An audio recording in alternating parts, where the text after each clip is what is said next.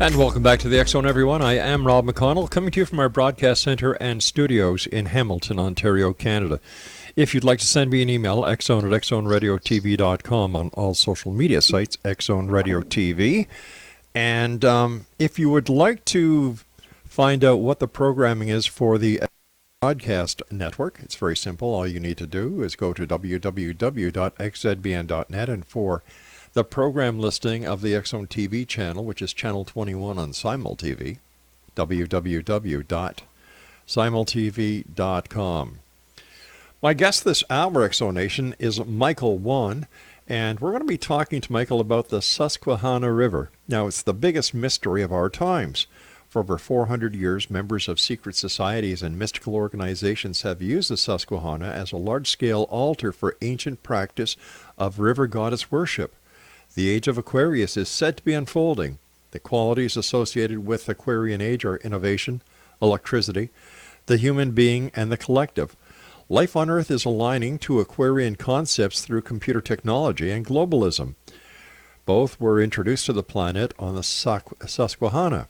This can be thought as an offering to the river goddess. Joining me now is Michael Wann. And Michael, welcome to the X Zone. Rob, thank you for having me. I'm very excited to be here. Michael, tell us a little bit about yourself and how you became so taken by the Susquehanna River. Well, it kind of found me, to be quite honest. I'm an artist. I had been involved with maybe more regular pursuits, and life had brought me to a small little river town along the Susquehanna in Lancaster County, Pennsylvania.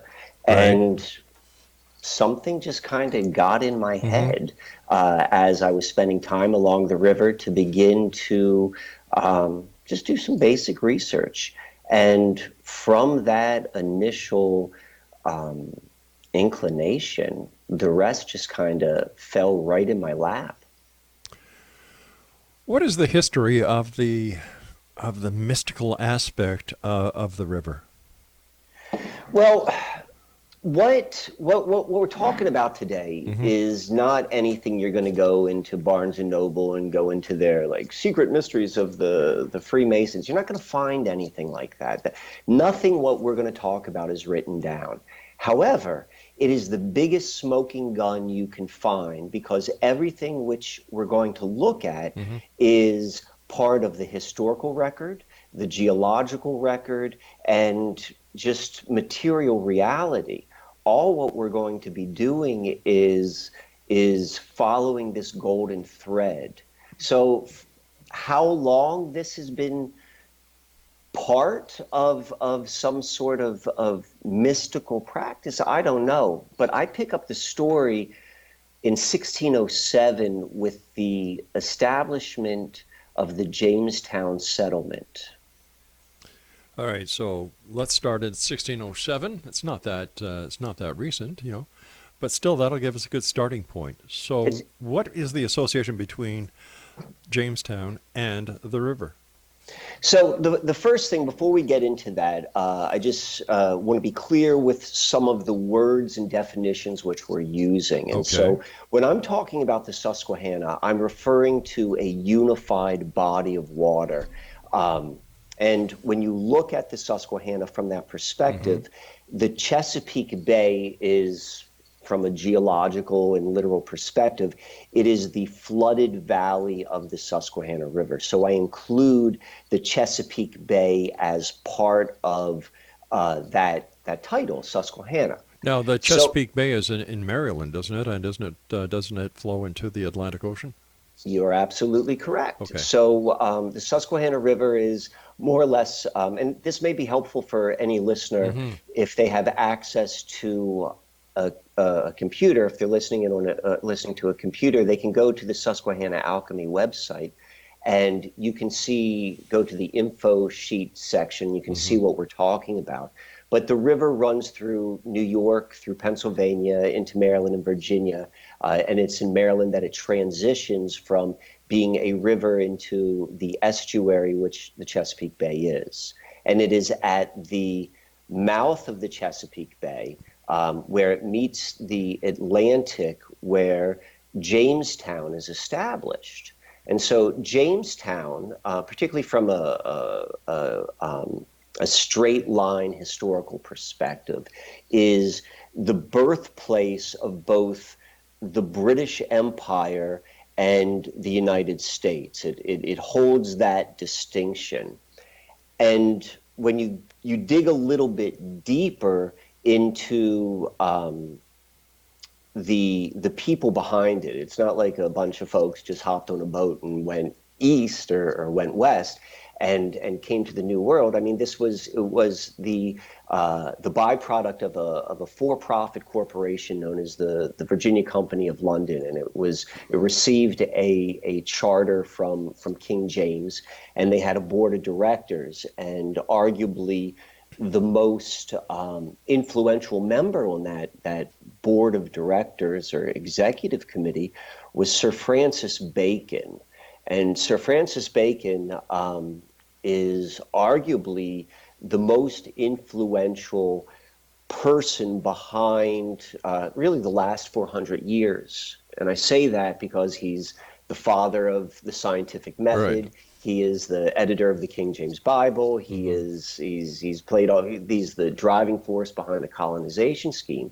And he was also very, very influential within the Rosicrucian movement and in what would become Freemasonry. And so that's where we kind of begin our story, because this Jamestown settlement ties back to him. And for me, the Susquehanna mystery began with the John Smith map. And the John Smith map of Virginia, which is accredited to the leader of Jamestown, John Smith, it's primarily a map of the Chesapeake Bay.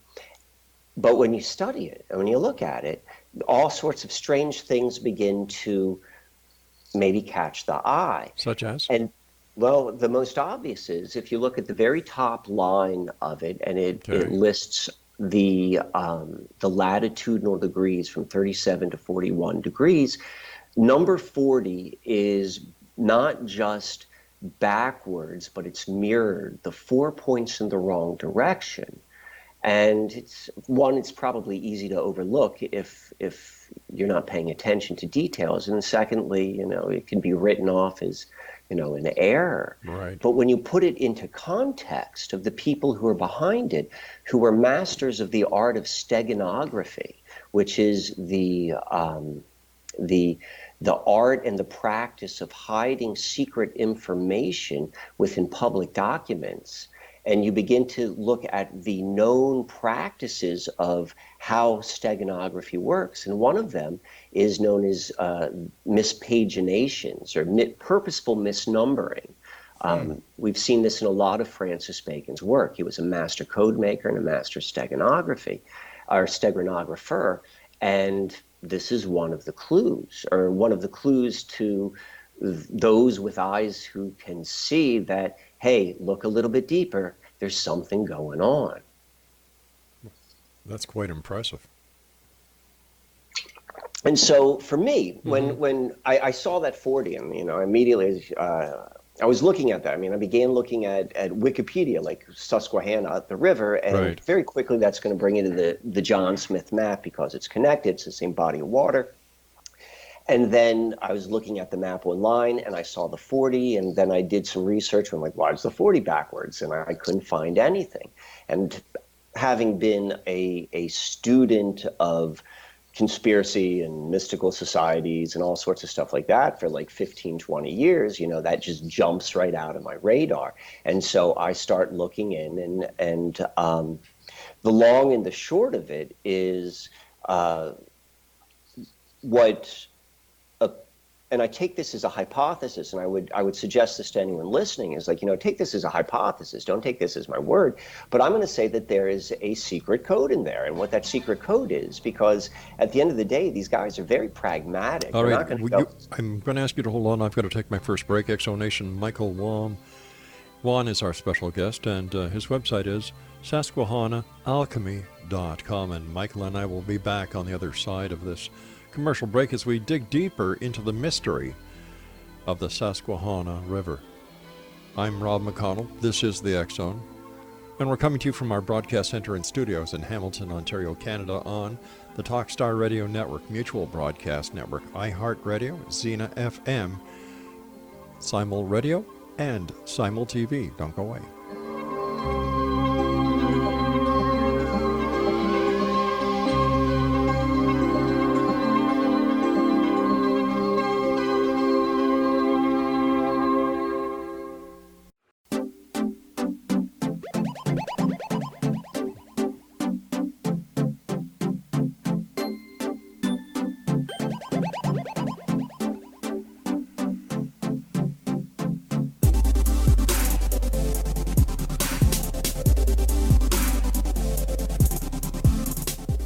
Exonation, Michael Wann is our special guest this hour, and we're talking to Michael about Susquehanna Alchemy, and his website is susquehannaalchemy.com.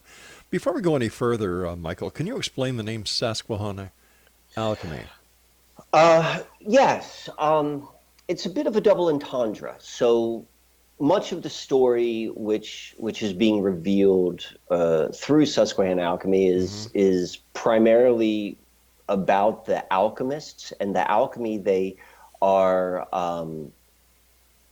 attempting or actually doing upon material reality. So there's that one level, and then there's also, since I've been researching this and since I've been giving presentations and connecting with people and sharing this history, very strange things seem to happen, both personally to myself, and I'm hearing this from other people, and it often happens in changes within their life. And so that alchemy is also being kind of nodded at within that name. What kind of things are happening in your personal life and into the lives of others who are looking at this mystery?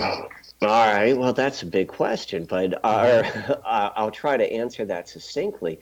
So I'll even take it a step further. It's like, undeniably we are in the process of something worldwide, some degree of change, no matter how you want to look at that, whether that's just, the movement to where we're going technologically or not.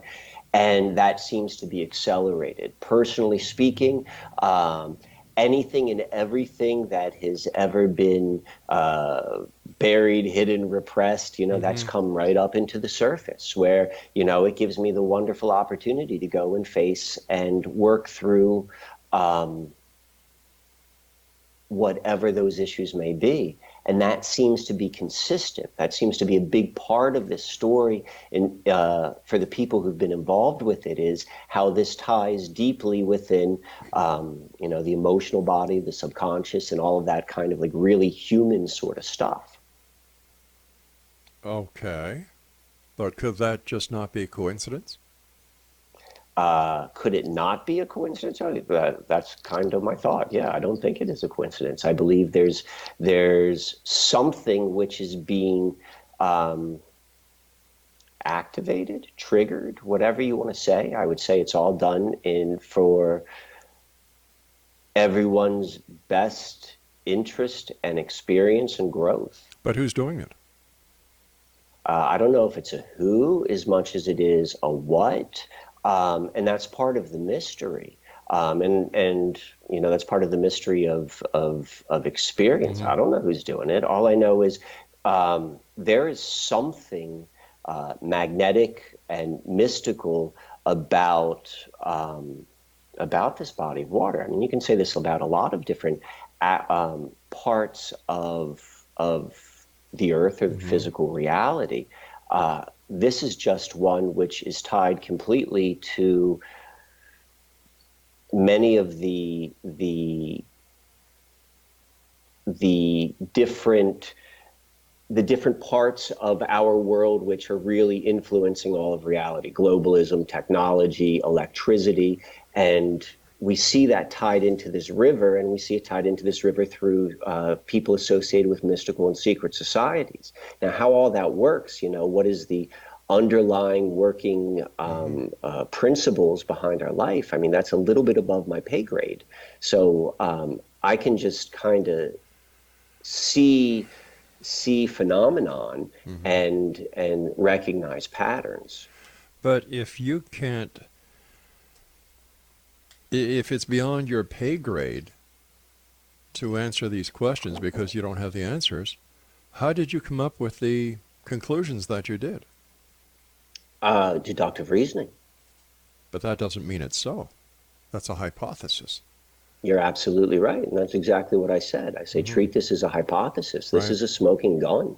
This is the most circumstantial evidence, with the strongest amount of circumstantial evidence of any case you're ever going to see. But you're calling it a smoking gun. Tell me how this is a smoking gun, because what I'm hearing now is, all right, it's a great story. It's got mystery, it's got intrigue, but what is the smoking gun? So the smoking gun is we want to take a step back and understand the practice of river worship. And this was something which has been done in cultures all across the planet, most evident like the Celtics and the Vedics, and you can see it in Egypt and so forth. And I'm going to suggest that exact same thing is happening upon this river. And what we've seen happen, and if you understand, like, let's say from a biblical perspective of what an altar is, which is a place of sacrifice, and what's often placed upon that is what's known as the first fruits, or the first of some kind. And it's an offering to a god or to a deity or to whatever that may be. Again, that's what I mean by above my pay grade. I don't have those answers, but I'm going to look at all the details. We can see at every single major physical transition upon this river, which happens to be, if not the oldest, one of the 5 or 10 oldest rivers on the planet, we see the very beginning of the most influential organizations upon the last 400 years, United States and the British Empire. And if you look at everything that's come through that, we see the birth of the information age with the advent of the first computer, known as ENIAC, which is located at Aberdeen Proving Ground, which is where the river, the Chesapeake Bay transition. We see the very first instance of Edison's 3-wire electrical distribution happening where the two different branches meet in Sunbury, PA. And we can look at that in terms of first fruits. And then if you go and you look at the 3 different endpoints of the river, from the North Branch, the West Branch, and then where the Chesapeake Bay meets the Atlantic Ocean, you're going to find 3 different secular, nationally recognized secular holidays. Each one of those holidays falls on one of the, if not directly on, usually within a week, because they always are going to be on a weekend-oriented thing, because just how celebrations work. But they all fall on major days of the ancient calendar. We have Lammas, Imbolc, and May Day, and that's at the North Branch, right at the main source. That's where you find the Baseball Hall of Fame, and that's on right around August 1st is when you have the national celebration or induction weekend. You see right at in Norfolk, where the bay meets the ocean, that's where NATO has their national NATO celebration, which is always right on May Day. And then right on the West Branch is basically Puxatawney, Pennsylvania, where you have the Groundhog's Day celebration, which comes on February 2nd, which is Imbolc. Yeah. When you begin to go deeper and deeper, and you see how all of these organizations, people connect to the same types of secret societies. Primarily, we see theosophy, Rosicrucianism. But can't we just look at that and say, okay, the same thing can be said of the city of New York on the Hudson. The same thing can be said of the cities of Montreal and Quebec City on the St. Lawrence River. Rivers were for the first places that were ever populated. So have you done studies and research into other cities that have the similar traits as the Susquehanna? And how have you compared this? How can we say unequivocally that this is something special to this river? Well, I don't think you can say anything really unequivocally. Yeah. But that being said, those other cities, no, those other rivers, they do not have this. I mean, if you go and you look, right now, how important is computer technology over the past 75 years? It's important. Yeah, I mean, in terms of influence, I suppose, how much has it influenced life and how much life has changed compared to, let's say, 1880. We can go and see there is a major change. So then we can go and you look at history and you go and say, where is the birthplace of the information age? And you're going to see it's something called ENIAC. It was the U.S. Army's first computer, or it was for the U.S. Army, and it is the first electronic general programmable computer. It's considered the birthplace of the information age. You're not going to find that elsewhere. You can go and look. The same thing with electricity. And you can say the same thing with the founding of the United States and the British Empire. You can't say that in other rivers. Have you checked? Have you done the research, or are you just assuming and surmising if there's nothing that is as significant to the forwarding of mankind as the computer is? That doesn't make sense to me. Well, I mean,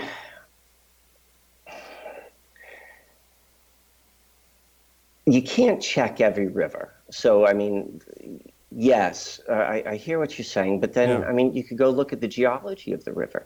If you go look at the age of the river, you go look at the other markers. I mean, geologically speaking, this river is unlike physically any other river. And I'll give you 3 physical aspects. You're not. You're going to do that as soon as we come back from the news break. Okay.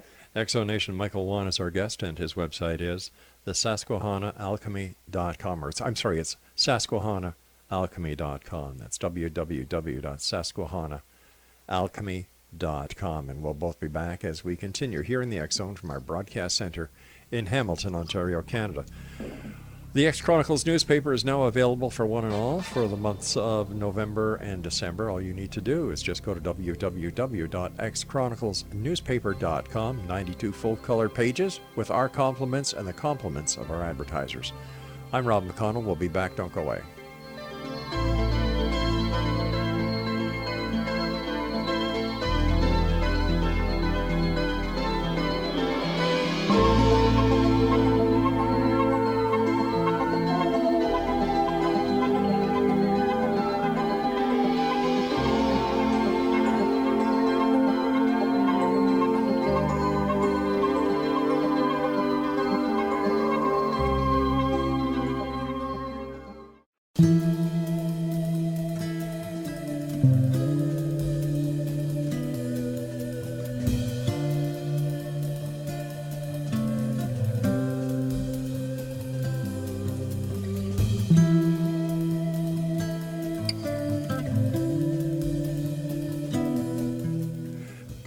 Exonation Michael Wann is our special guest this hour, www.susquehannaalchemy.com. Okay, you were going to give me 3. So I'm hoping we can switch gears because we got just a little bit of time left, but I'm going to give you something a little bit more concrete and return back to the John Smith map. So I'm going to suggest the hypothesis is embedded in the John Smith map, and I've got lots of videos which go through all the logic with how this came about. I'm going to say there's a hidden location, and that is the Susquehanna River at the 40th parallel. And so if we take that as our hypothesis, and we're like, okay, let's go look at this in material reality. And the 40th parallel is relatively, let's say, a 70-mile stretch because there's 70 miles between whole degrees. But we're going to take that as literally as possible, at least where we're going to begin. And when we do that, we're going to go and look at the river, and right at 40 degrees, 0 minutes and 6 seconds, you're going to find about a half a mile away from the river bank is a park, a county park, which opened up literally on the 400th anniversary of Jamestown. So on the exact same day that Jamestown was having its 400th anniversary weekend, and Queen Elizabeth was there and the Bushes were there because it's a big deal. This park actually opens up. So we have this, now we have two links. Now, if you go and you look at this park and you look at it from Google Earth, you're going to see that it's the shape of a crescent moon and a sun, and the exact same positioning that you're going to see in all of the Middle Ages alchemical art, which is constantly showing the crescent moon and sun symbolism. So now we've got this other sort of coincidence. Like, okay, and again, this is what I mean by like, you can't prove anything. I'm just saying this is a smoking gun. That's a hell of a coincidence. And particularly when you understand the significance of the number 400 from a Kabbalistic perspective. 400 means completion. And Kabbalism is an underlying belief system within all of these organizations. But now we're going to step back even further. So this park, if you were to go and expand upon a map, and if you were to put a compass point right where this park is, and if you're going to go and get 10 miles and you're going to spin it around on this map, you're going to see that it intersects 3 different colleges. And it just doesn't intersect these colleges. They are in an almost perfect T-square alignment. And each of these colleges has some degree of correlation to, again, the same organizations: Rosicrucianism, Freemasonry. And now when we see this, and you understand, if you're familiar with, like, let's say, some Rosicrucian lore and the idea of the invisible college, again, we have this other layer of what, we can call coincidence, if we just want to say that. But a smoking gun is beginning to show itself. Well, but wait a minute. The definition of a smoking gun is, the proof is there. It's undeniable. That's what a smoking gun is. And that's what I would suggest you're exactly looking at. But a smoking gun also says you don't know who fired it. You don't know why it's there. You just found yourself a smoking gun. You're like, let me ask you this. Let me ask you this. Okay. So this is the way it was. This is, the fathers who decided to put this here, put that there, do this, do that, do the other thing. What's so wrong with that? No one's saying anything that's wrong with it. So why is this of any significance then? Well, I suppose that would have to go upon personal interest. I mean, there are a whole bunch of things which people find significant that I certainly don't. Okay. But what I would say is, for those that are intrigued by secret societies? Well, certainly that, but I would say even more material about, how does the world work? How is the world influenced? I mean, I'll use an analogy. So are you familiar with, like, let's say, neuro-linguistic programming, or NLP? Yep. Or subliminals. So you can go and see, like, you've got a normal conscious working mind. And if you were in the presence of a master neuro-linguistic programmer, without your knowledge, they would be able to hold influence upon you, and you wouldn't know that. Correct? In theory, yeah. In theory, yeah. And I'm going to say that's what we're looking at right here. But at the end of the day, how does that change anything outside of that little corridor? Well, if we go back and say, look at computer technology, for example. Okay, well, the computer technology was also developed in California, for goodness sake. It just wasn't, done in that part of the world. Oh, you're absolutely right. Yeah. Okay. I'm interested in the first. That's why I talked about the first fruits, and I use the term altar. What I would suggest is, when one begins to, it really depends upon how someone, I speak about this in front of a wide range of people, and they come from it from a variety of different backgrounds.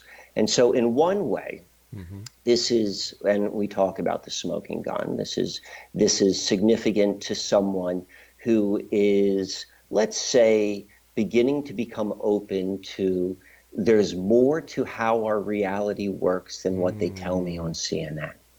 Gotcha. And so this could be something which then goes, all right, well, if this is something, what else is outside of my awareness that could be influencing me? So you got that one aspect. Then I also talk in front of a lot of people who you would think of or maybe call would be earth healers, people who feel a very strong connection to the earth as a living entity. And so when they begin to understand, and where things such as river worship still has some degree of very high meaning, this is very significant, because what I'm going to suggest is the reason why this was done here instead of done there is because there's a hierarchy. There's a hierarchy in almost everything. If you want to be influential in let's say, a traditional culture, you go to the oldest person, and if you get their influence, or you can have influence upon everything that comes afterwards. Right. If you want to have influence within a human being, you want to speak to the oldest part of their brain, our brain, and that's going to have influence on all of the newer stuff that comes afterwards. And, if there is any truth to as above, so below, or the law of correspondences, well, maybe the same is true upon planet Earth. And maybe that's the reason why all of this, I say quote unquote magic was done upon water. I'll even go a step further and say, I don't know, and I don't think we know really what the true significance of water is, because there's a lot of clues are pointing at maybe there's something more to water than meets the eye. Such as? Well, what's his name? I think it's Dr. Emoto. He was a guy, are you familiar with his work, who photographed the water crystals, for example? Nope. So this is a somewhat controversial scientist from Japan who did all sorts of experiments with music and words and intention upon water, and then would photograph the crystals of the water, and was able to consistently show that there was some degree of when something which is uplifting, let's say, was set upon water, that the crystals formed in a symmetric and beautiful way, and something which is discordant. So if that's the case, and if one of the implications of that would be is that water has some degree of memory, and so. So that would be what I mean by we don't fully understand, or at least I'm not satisfied with what exactly the nature of water is. But could it not also be said that whatever the scientist was using to project the water onto project the sound onto the water would cause a vibrational rift within the water itself? Therefore, it's not the river that is responsible for the crystallization. It is the vibration coming out of the speaker onto the water. Are you talking about the scientist's experiments, or are you talking about the river? I'm talking about the scientist's experiments with the river. I mean, certainly anything's possible. That's why I say, like, it's above my pay grade. I wasn't there. I don't have access to that powerful of a camera. Like, I've done my own experiments, and I can't zoom in that much. So maybe. And that's why I said it's somewhat controversial, because there have been people who say that I have not been able to replicate what this person has done. And then there have been people who said they can replicate it. I'm just gathering information and pulling it together. So I'm interested in asking questions. I don't necessarily think that I have the answers, but I certainly follow where it's pointing. But following where it's pointing doesn't always get you to the correct answer. That's correct. But, if you don't follow anything, you're not going to go anywhere. You and I have to take our final break for this hour, and we should be back on the other side in about 3.5 minutes, Exonation. Our guest this hour is Michael Wann. And if you'd like to find out more about Michael, find out about his book, his website is Susquehanna Alchemy.com. And this is the X-Zone, a place where people dare to believe and dare to be heard, Monday through Friday from 10 p.m. Eastern until 2 a.m. Eastern, coming to you from our broadcast center and studios in Hamilton, Ontario, Canada. If you'd like to send me your emails, same email address for the past 29 years doing this show, xzone@xzoneradiotv.com. We'll be back on the other side as we wrap up this hour. Don't go away.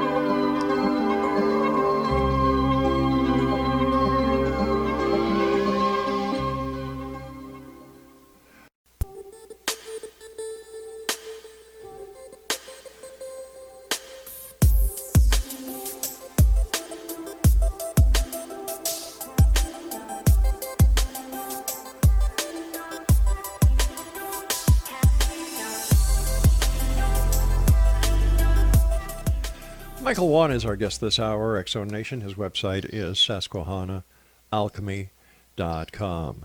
Michael, can you tell us the connection or what part baseball and Mormonism plays in the river? Certainly, and let me address the baseball one first. Sure. So, located at the source location, literally about 150 feet from where the river begins to flow, is the Baseball Hall of Fame. It's in Cooperstown, New York. Right. And are you a baseball fan? Are you knowledgeable about baseball? I used to watch the Montreal Expos when they first started in Montreal when I was living there as a child. But after that, it was kind of like you hit the ball, you catch the ball, you throw it. Okay. Well, from a historian's perspective, the reason why baseball is Hall of Fame is located in Cooperstown is something which is known as the Doubleday myth. And the long and the short of it, in the early 1900s, a whole bunch of owners of different baseball teams had gotten together, and they were going to get to the bottom of who invented baseball. Right. And they came to the conclusion that Civil War General Abner Doubleday invented baseball, and he invented baseball in Cooperstown. And this is where baseball is, and baseball is an American sport. And everyone was like, rah, rah, rah.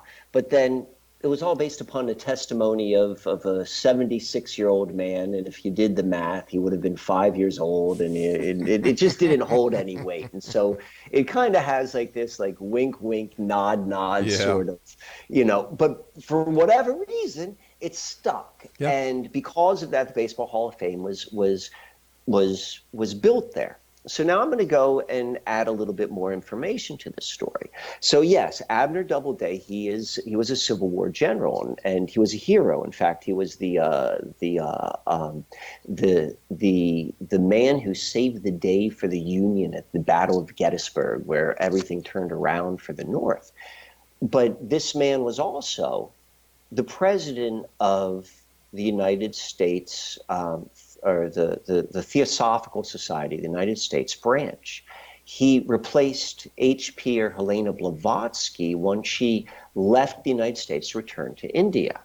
So we have this aspect of Doubleday. And the person who actually came to the conclusion, the one who said, this is the reason, this is the man who invented baseball, was a gentleman by the name of Albert Spalding. And Albert Spalding was the president and the owner of the Chicago Cubs. And he himself was a very prominent member of the Theosophical Society. He contributed great deals of money to it. So it wasn't just a belief, he's putting his cash behind it. So we can begin to look at the story, how this prominent member of the Theosophical Society mentions or claims that the inventor of the game of baseball invented it at this location, and he just so happened to be the president of the Theosophical Society. And this is just one more piece, because we talked about this a little bit earlier about like the smoking gun Yeah. idea. It's like when we begin to see all of these anecdotal pieces of information together, something begins to come into focus, or at least I it think does what for I'm seeing here is that you are the collector of the pieces of the great jigsaw puzzle. And in front of people, you take the pieces and put the puzzle together. Well, like I said in the beginning, I follow a golden thread. That is Hmm. correct. And so to answer your question about Yeah. Mormonism, so Mormonism, if you read their history, if you read their lineage, their founder Joseph Smith, Hmm. it was within the Susquehanna River that he was visited by, I believe it was John the Baptist. I'm not a Mormon, and was baptized into what they called the Aaronic priesthood, which allowed him to eventually create the Church of Latter-day Saints. Little League Baseball is also established and located on the Susquehanna River also. All of these things that I've mentioned so far, they have all occurred at very, very clear transitional points from a physical perspective of the river. Other aspects, we have 3 Mile Island. This 40th parallel at the Susquehanna River, all this different stuff happened. But 3 Mile Island, the nuclear power plant, which really changed the outcome or the direction of nuclear power, that Right. also can be found upon the river. So what you're saying is correct. The compiler of the jigsaw puzzles, that's a fair description, or the jigsaw Yeah. pieces. Okay. So if we take the past, which is really interesting, Okay. you've brought it into the future, into the present, and you've done Hmm. a good job of that. Where do you see the events that were started in the Susquehanna? Where is it going to take us into the future, or take you Well, into the future? it's I would suggest that it's what technologists or futurists generally refer to as the singularity. And so I don't know what that is. Mm. In my opinion, it's a general term. In my opinion, it's also a term which represents, whatever the age of Aquarius actually is. That's what the threshold needs to be crossed before it is fully embodied. And it's both a conceptual idea, but it's very physical. I mean, that's a whole nother hour conversation to have. But yeah, the singularity is where it's all going. I was reading something. Just give me a sec here. Why is it a river goddess and not a river god? Uh, well, I mean, a couple things. So, from the Celtic tradition, Yeah. water has a feminine connotation, but you do see it Vedic that there are gods associated with rivers. Hmm. But that being said, again, a whole nother hour conversation. The the river is filled with goddess symbology once you know what to look for. And then once you understand a little bit about Rosicrucianism and Freemasonry, and within their symbology, all of that's goddess worship as well. So the why goddess instead of God, again, above my pay grade, but Hmm. I'm just saying, like, this is what all of the evidence or the pieces of information are pointing towards. When it comes to masonry, where do we make the connection between the influence of masonry and the Susquehanna? Well, it's not, well, how to answer that. I, when I talk about this, Hmm. I'm making reference more so to the individuals who are connected to these events who happen to be prominent members I see. within Freemasonry. I gotcha. Mind you, back then there were a lot of people who were involved in Freemasonry. It was the thing to do, the thing to be. Uh, I I would be interested to know like what the percentages would be. I don't know what that answer, but yes, you're right, and particularly amongst influential men. You're As well absolutely as right. as well as police officers and politicians. And as of today, that's still, Yep. we have those connotations. Very much so. Yes, very much so. The American Philosophical Society, that plays a big part of this as well. And I tend to be a little bit more interested or more drawn to, I'm saying this word with quotation marks around it, like the more exclusive, let's say, groups, just because the numbers are a little bit smaller. Like for the reason what you were just kind of indicating, like, well, wasn't everyone a Mason? Like, Yeah. I don't know if it was that big. I don't know what those percentage. I don't know what percentage of population were Masons. My guess is I can't imagine being larger than 1%. But that's Sure. just me ballparking something. I don't know. How did you do the studying of the secret societies? Are you a Mason? No, I'm not a member of any secret societies, Mm-hmm. and the information which I know, and I tend to be a little bit, I say it's tongue in cheek, like Mm-hmm. how revealing can the secrets of the Freemasons book be that you could find in Barnes and Sure. Noble, but from things like that. So from readily available information. So my guess is there's more information. I've spoken to a lot Yeah. of Freemasons. The symbology, the conclusions that I point to or at least suggest resonates very much with members who I have met within these groups. But then again, they're also kind of hush-lipped. But Sure. I can see that I'm saying things which are new to them, but then also seems to capture a little bit of their attention. That's about as far as I can go with that. There's a great new series on Netflix called Inside Freemasonry, and if anybody has any questions about Freemasonry, it's just go onto Netflix and it's there. Michael, I want to thank you so much for joining us. It's been a great pleasure. And Exonation, if you'd like to get more information about our guest this hour, Michael Wann, his website is Susquehanna.alchemy.com. That's www.susquehannaalchemy.com. And I'll be back on the other side of this commercial break with the news as we continue here in the X Zone from our broadcast center and studios in Hamilton, Ontario, Canada. I'm Rob McConnell. Don't go away.